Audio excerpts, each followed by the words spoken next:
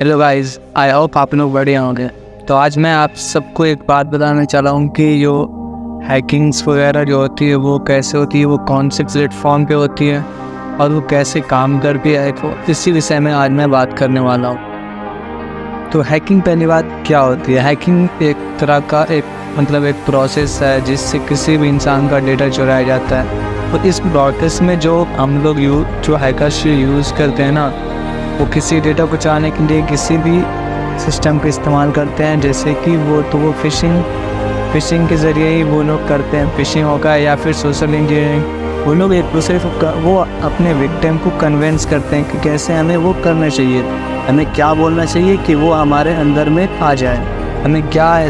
वो पहले आपको देखता है कि आप किस चीज़ को ज़्यादा लाइक करते हो, उस हिसाब से उसी एंगल से फिर वो आपको देखते हैं कि ये इस ज़्यादा में इंटरेस्टेड रखते हैं, इनको इस चीज़ की लालच दी जाए तो ये डरा जाएंगे।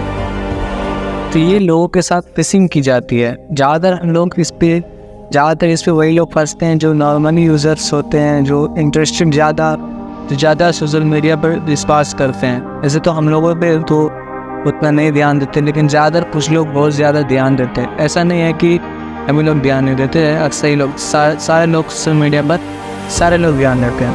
सोशल मीडिया पर कुछ बहुत सारे ऐसा चीज़ गलत जो हो जाते हैं, लोग बस कुछ लोग तो ऐसा करते हैं ना, जो बल्क SMS होता है, बल्क SMS के थ्रू किसी को वो कन्विंस कर लेता है। तो बल्क SMS भी बहुत सारे लोग यूज़ करता है। बल्क SMS ज़्यादातर कंपनी यूज़ करती है अपनी एडवर्टाइजमेंट के लिए। बल्क SMS की कंपनियाँ इस्तेमाल करते हैं, लेकिन बल्क SMS का धीरे धीरे देखते लेकिन कुछ हैकर्स भी इस्तेमाल करने लगे, जिसे वो फालतू का, जैसे कि हमारे पास भी मैसेज आता होगा व्हाट्सएप पे, कभी मैसेज आती है, कभी टेक्स्ट वाले मैसेज आते हैं कि ऐप इंस्टॉल कर लो, इतना मिलेगा और उसके बाद ये इतना इन्वेस्ट करना पड़ेगा, इतना ये करना पड़ेगा। इस तरीके से पहले मार्केट में इस तरीके के रियल एप्लीकेशन है, लेकिन रियल से भी ज़्यादा अब फेक एप्लीकेशन अवेलेबल है मार्केट में।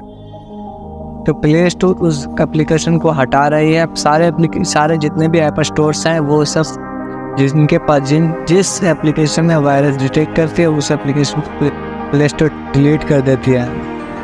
उसी तरीके से सोशल इंजीनियरिंग को कन्विंस करना बहुत ज़्यादा मुश्किल हो गया है, लेकिन सोशल इंजीनियरिंग बहुत लाइफ में यूज़फुल है हम लोगों के लिए।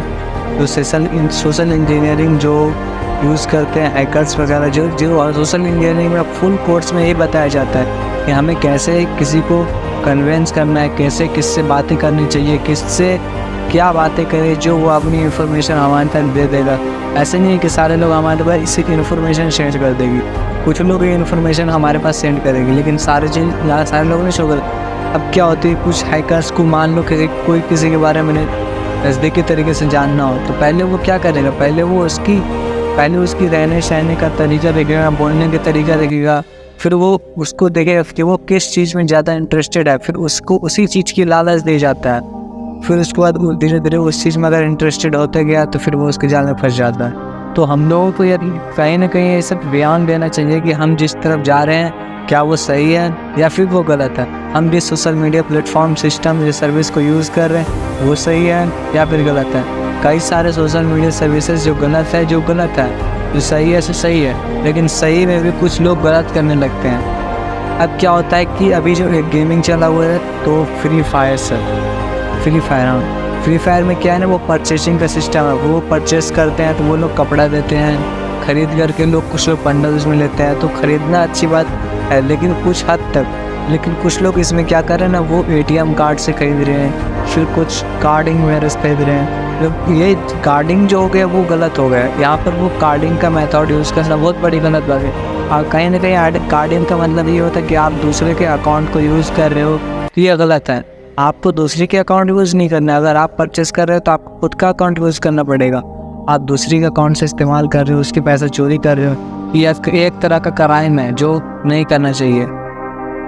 लेकिन जो कार्डिंग वगैरह यूज़ करते हैं कुछ हद तक तो सही है, लेकिन तुम नहीं पकड़ाओगे, चलो कुछ हद तक तुम नहीं पकड़ाओगे, लेकिन कुछ हद तक ये चांस रहता है कि तुम पकड़े जाओगे।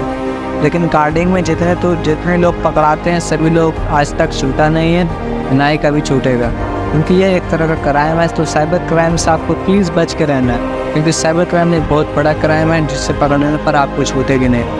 तो आपको कहीं ना कहीं हर एक काम पे इंटरनेट पे करने से पहले ध्यान देना होगा क्या जो मैं कर रहा हूँ वो सही है या फिर ये गलत है। तो इस चीज़ को ध्यान देते हुए हम लोगों को साइबर क्राइम की चीज़ों पर यूज़ करना चाहिए।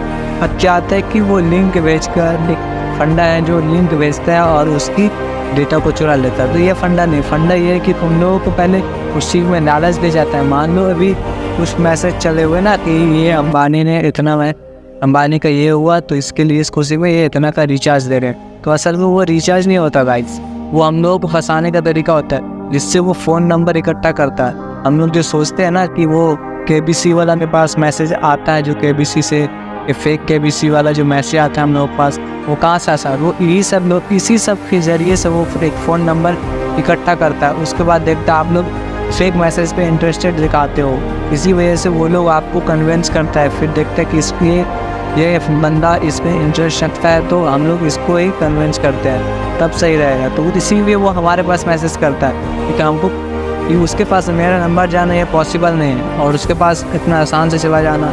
तो इसीलिए पहले चेक करता देता है, बंदे को चांस मारता, देखता है कि बंदे इंटरेस्टेड आता है कि नहीं आता है। कुछ लोग जो समझदार होते हैं वो चले जाते हैं, कुछ लोग जो होशियार होते हैं वो नहीं जाते हैं। उसको पता होता है कि स्पॉम करेगा मेरे साथ, तो हम क्यों इधर जाएं? जब स्पॉम करेगा तो हमें इधर से जाने से अच्छा है कि हम उसको पे ध्यान ही नहीं दे। मेरे पास भी बहुत सारे मैसेज आते हैं लेकिन मैं इन सब चीज़ों पर ध्यान नहीं देता, मैं उन सबको अनदेखा कर देता हूँ, क्योंकि मुझे इन सब चीज़ों की ज़रूरत ही नहीं है। क्यों मैं इसकी तरफ जाऊँगा? अरे 10 रुपये कमाओगे नहीं, उससे ज़्यादा तो लॉस चले जाएगा। तुम्हारे अकाउंट में जितने भी डेटा रहेंगे वो सारे अकाउंट डेटा को चुराते हैं, वो फिर ATM पिन वगैरह पता करने की तुमसे कोशिश करेगा, फिर कन्विंस करके वो तुमसे पता कर लेगा। ऐसे ही तो उसको अपने डेटा शेयर करोगे, वो तुम्हारा सारा पैसा उड़ा ले जाएगा। तो इन सब चीज़ों को कहीं ना कहीं हम लोगों को ध्यान रखना होगा कि अगर हम जो कर रहे हैं साइबर क्राइम वो गलत है, और इन सब चीज़ों पर ध्यान है। कहीं अगर हम अपना कहीं पर कार्ड से परचेस कर रहे हैं तो वो भी ध्यान देना होगा, जो हम अपना कार्ड डिटेल जहाँ शेयर कर रहे हैं तो वो जो गलत है या जो सही है, वो हमारे कार्ड डिटेल को सही यूज़ करेगा या फिर गलत यूज़ करेगा। तो कहीं ना कहीं हम लोगों को देखना होगा यहाँ तक। तो आगे नेक्स्ट वीडियो में मैं आपको बताऊँगा कि ये जो लिंक बेचकर कैसे हैकिंग होती है, इसके बारे में मैं बताऊंगा और मैं आपको लाइव करके भी दिखाऊंगा। नेक्स्ट वीडियो में आपको बहुत अच्छी तरीके से बताऊंगा। आप सो गाइस, आप लोग का अगर वीडियो अच्छी लगी तो प्लीज़ लाइक और सब्सक्राइब कर देना। नेक्स्ट वीडियो आपको जिस टॉपिक पर वीडियो बात करने हो आप हमसे कर सकते हैं। बिल्कुल हम आपके हमारे चैनल 24 आवर्स से आपको कॉमेंट का जवाब मिलेगा। अब जब चाहे तब कॉमेंट कर सकते हैं, हम आपको रिप्लाई भी देंगे। अगर नई चीज़ सीखनी हो तो भी बताना, मैं सिखाने की पूरी कोशिश करूँगा। जितना मुझे आता है मैं अपना तरफ से पूरी हेल्प करूँगा।